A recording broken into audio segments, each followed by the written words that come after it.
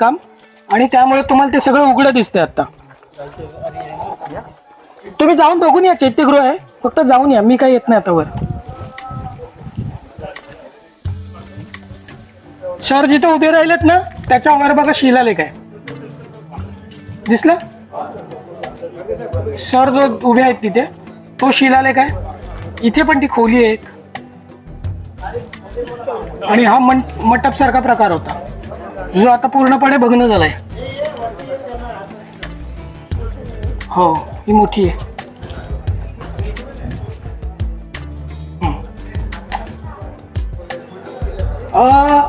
एक अत्यंत बारीक म्हणजे इथे शिल्प आहे. याच्यावर कुरुश दलाल सरांचा अभ्यास आहे.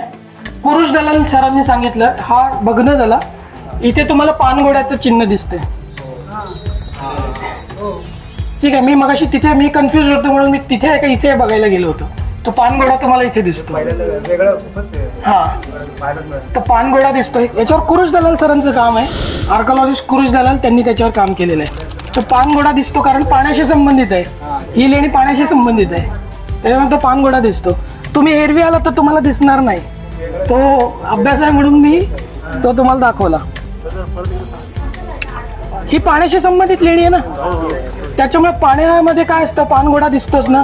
तो पानघोड्याचं तिथं त्यांनी शिल्पांकन केलेलं आहे. तो जाऊन वर तुम्हाला दिसेल, पानघोडा आहे त्याच्यामध्ये.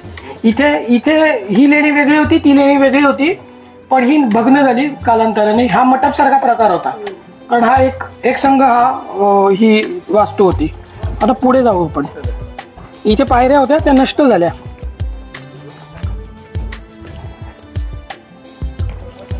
इथे खोली होती भदंतांची, खिडकी होती ती नष्ट झाली. इथे खोली आहे, सांभाळून या आता सगळेजण.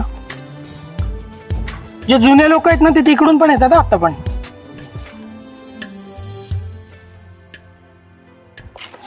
जाणीवपूर्वक सांगितलं की नानपोळी आणि पानपोळी, आपण तिला पानपोळी म्हणतो, ही नानपोळी. पानपोळी पाणी पिण्यासाठी असतं, नानपोळी वापरण्यासाठी. तो वरून खाली येतं. हा, शिलालेख आहे. ज्यांनी दान दिलंय त्याचं, पण त्याचं जतन व्हायला पाहिजे का नाही बघा.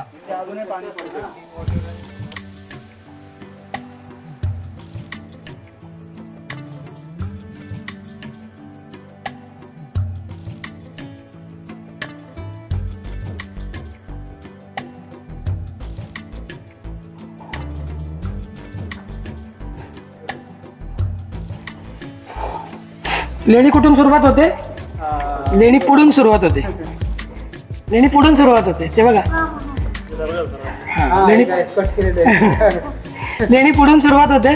इथे दरवाजा होता, तुम्ही आतमध्ये येणार. ही ओसरी आहे. हो, इथे लाकडी दरवाजा होता. इथे ओसरी आहे, अष्टकोनी स्तंभ आहेत. नंतर तुम्ही आतमध्ये येता. याच्यामध्ये आल्यानंतर तुम्हाला एक इकडे शिलालेख सापडतो आणि एक दरवाजा इकडे. इकडे भदंतांच्यासाठी एक खोली आहे, इथे एक खोली आहे. आतमध्ये स्तूप आहे, याला आपण म्हणतो चैत्यगृह. ठीक आहे, हा शेवटचा चैत्यगृह इथला. ठीक आहे, त्या मेधी आहे, अधिष्ठान आहे, अंड आहे, वरती हार्मिकेची पेटी आहे आणि वरती हार्मिका दिसतात. इथे विशेष म्हणजे छत्रावली कुठंच दिसली नाही आपल्याला. ठीक आहे, असं हा चैत्यगृह आहे. वरच्या लेण्या बघू, तिथे पण काही लेण्या आहेत. नाही, शिलालेख आहे. हा त्रिरत्नाचं प्रतीक आहे. हा त्रिरत्नाचं प्रतीक आहे. हा तुम्हाला अतिशय उत्कृष्ट त्रिरत्न इथे बघायला मिळेल. हो, हा त्रिरत्नाचं प्रतीक आहे. तो त्रिशूल कन्सेप्ट इथूनच झालाय.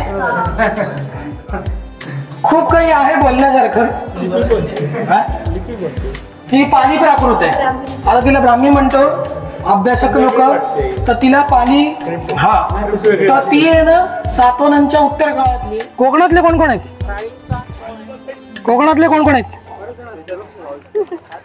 कोकणातल्या घरं कशी असतात? त्यांची छपरं कौलारू असतात.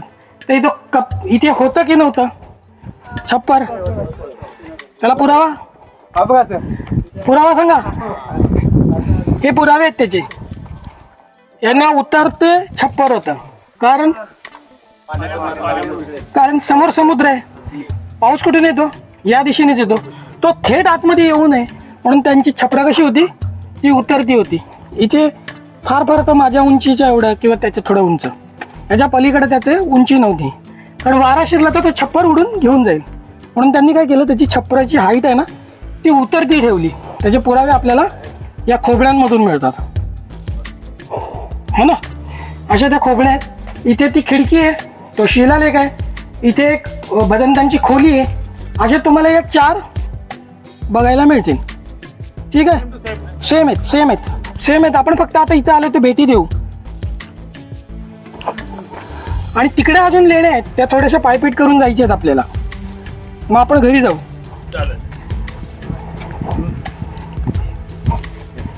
काय इथे भेटला? इथे एक खोली आहे, छप्पर होता, त्याला बसायसाठी जागा होती, ती नष्ट झाली. हा, त्यांना एकमेकांना ते नंतर झाले. ही आहे ना, ही लेणीवर अजून उड्या मारत जावं लागतं तिकडे. हा, पण हे आपण जाऊ सर, आपण जाऊ. हे लोक परत गोंधळ व्हायचा कोणी आपटलं तर. हा, आम्हाला सवय आहे म्हणूनच बोललो. ज्यांना शक्य आहे त्यांनीच या, नसेल तर नका येऊ. अशाच खोल्या आहेत सारख्या, अशाच सेम सारख्याच खोल्या आहेत. हा, खाली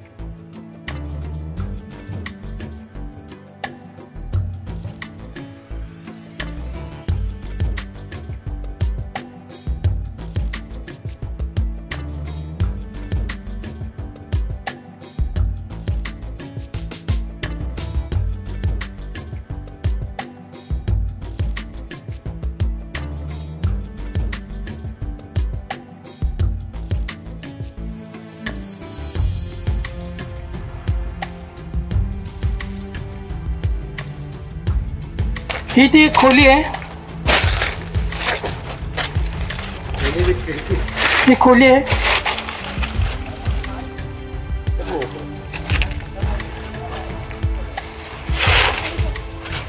ही खोली आहे. ही एक खोली आहे आणि बाजूला एक खोली आहे. तर बाजूची जी खोली आहे ती आता बघूया.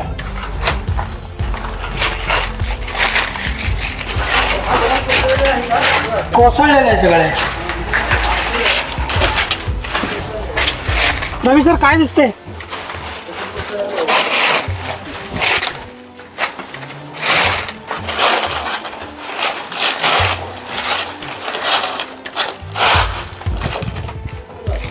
बघा ना सर, काय वाटतं तुम्हाला? काय वाटतं तुम्हाला? ही लेणी, हे बघा, हे स्तंभ बघा. नाही, हा सेपरेट आहे, सेपरेट आहे. हा हा हा हा हा हा. ही लेणी म्हणजे आतापर्यंत तुम्ही ते बघितलेलं ना, तिथे की तिथे आसन पेढिका किती वरती असते, ती आसन पेढिका आता किती खाली दिसते. तर मी या पुरातत्व खात्याला रिक्वेस्ट केली की ही गाळ आम्ही काढून देतो. कारण ही गाळ जिथे कुठे अरंत बदंत राहिलेले असतील त्यांचा पावन वास या लेणीमध्ये होता. त्यांचे पावन तरंग इथे आहेत आत्ता पण. मग त्यांच्या वास्तू या अशा अडगळीत पडलेले आहेत. म्हणजे आपल्याला येताना सुद्धा नाकी न येतं, आपण म्हणजे तोंड बांधून येतो की यार इथं कसं काय यायचं, ते कधी राहिले होते इथे. मग ही मोकळी नको का व्हायला? ही लेणी म्हणजे तिचा श्वास गुदमरत नसेल का? तिला मोकळी करायला नको का आपण? मग एक काम कोणाचं आहे, भारतीय नागरिक म्हणून आपण सगळ्यांनीच करायला पाहिजे ना. मग ही लेणी मोकळी झाली पाहिजे. हिच्यामध्ये मातीचा गाळ इतका साचलाय, हजारो वर्ष हिच्यामध्ये मातीचा गाळ साचतच आलाय. माझं डोकं लागतं या लेणीला, म्हणजे जवळपास 4 फुटापर्यंत त्याच्यामध्ये गाळ साचलाय. तो काढायला पाहिजे का नाही? हा दगड जतन करायला पाहिजे का नको? पण जतन केलं जात नाही, कोरीव आहे दगड. हा स्तूपाचा प्रकार आहे, तर हा सांभाळला पाहिजे म्हणून मी प्रयत्न करतोय. आपण ते मागणी करतोय. हा ते मनोती स्तूप जो असतो ना त्याच्यातला प्रकार आहे. इच्छापूर्ती तुमची काय झाली, आम्हाला सुगत होऊ दे, सुगत झाला त्याच्यानंतर मग ते दिलं असं येते. हा तर ते टाकलंय. तर अशा अवस्थेत ही लेणी आहे. तर हिला मोकळी करण्यासाठी मी प्रयत्न करतोय. मी आणि माझे इथले स्थानिक मित्र आहेत प्रशांत माळी, तर आम्ही त्यांना रिक्वेस्ट केली की आम्ही तुम्हाला आम्ही श्रमदान करतो आणि हा मातीचा गाळ पूर्ण काढतो. कारण हा झाड होता का इथे? तर हा झाड नव्हता तिथे कधी. जेव्हा ही लेणी निर्माण झाली तेव्हा इथे झाड नव्हता, पण दुर्लक्ष झालं आणि मग ही अशी खोटी झाडं वाढली. आज आपल्याला इथे यायला पण म्हणजे नाकी नऊ येतं, अशी अवस्था आहे. तर हिला मोकळी करण्यासाठी आम्ही म्हणजे प्रयत्न केलेत. आम्ही त्यांच्याकडे रिक्वेस्ट केली, ते तारीख देणार आहेत. तर तुम्ही याल का माझ्याबरोबर श्रमदान करायला? तर हा माती काढायची आहे आपल्याला. चला. तो म्हणजे मन्नत. मन्नत म्हणजे काय? इच्छापूर्ती. तुमची इच्छा पूर्ण झाली की तुम्ही तो द्यायचा आहे. मग असं इच्छा कोणाची पूर्ण झाली होती इतिहासात? तर एक स्त्री होती जिचं जेवण खाऊन सिद्धार्थ नावाचा व्यक्ती बुद्धत्वाला गेला. यस, तिची इच्छा पूर्ण झाली आणि तिने ते खीरदान केलं. असं आहे ते. तिला जायला रस्ता कुठून होता? सगळेजण आता हे झालेत, हा जासूस झाले, करमचंद. सगळे करमचंद झालेत. हा शिलालेख खूप आहेत. शिलालेख आपण त्याच्यावर नंतर बोलू. शिलालेखांवरती या लेणीमध्ये प्रवेश करायसाठी पायऱ्या कुठे होत्या? इथं होत्या. आणि या लेणी समूहामधली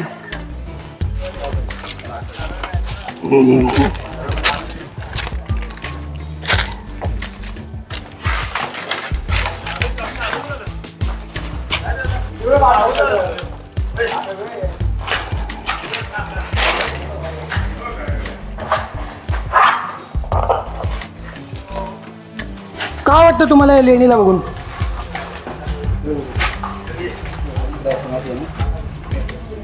काय वाटतं या लेणीकडे बघून तुम्हाला? काय वाटतं? सांगा सांगा, पटपट या, पटपट या, सगळेजण या.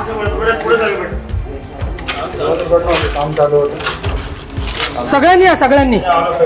सगळे आले का? या या या, पटपट या, पटपट या, पटपट या. वास येते का तुम्हाला घाण? हा ना, घाण वास येतं ना? कारण इथे वटवागळं आहेत, वटवागळं घाण करतात. हा येतात ते, वास येते ना? वास नाहीत का? खूप ना, खूप वास येतो ना.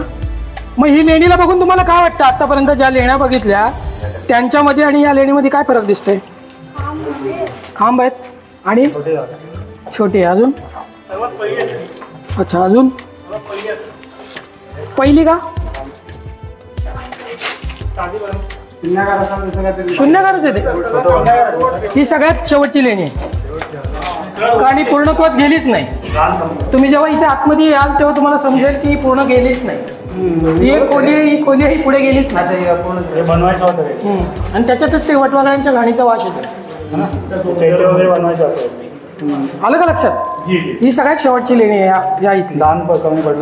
दान किंवा इथे राजकीय उलटापालट जी होत होती, राजकीय उलटापालट जी होती त्याच्यामुळे ते दानाचं. होय होय होय. तर त्यामुळे ते राजकीय उलटापालटीच्यामुळे आपल्याला ही लेणी कधी पूर्णत्वास गेलेली नाही, ही अपूर्णच राहिली. पुढचं पण अनफिनिश्ड आहे आणि आतमधलं तर अनफिनिश्डच आहे. आणि तिथे आता वटवाघांचा, जिथे कधी बदंत वावरत होते तिथे आता वटवागळे राहतात. आणि आता या लेण्या दाखवण्याचा क्रम आपला संपलेला आहे. आता आपण खाली जाऊ, 10-15 मिनिटं बोलू आणि संपू.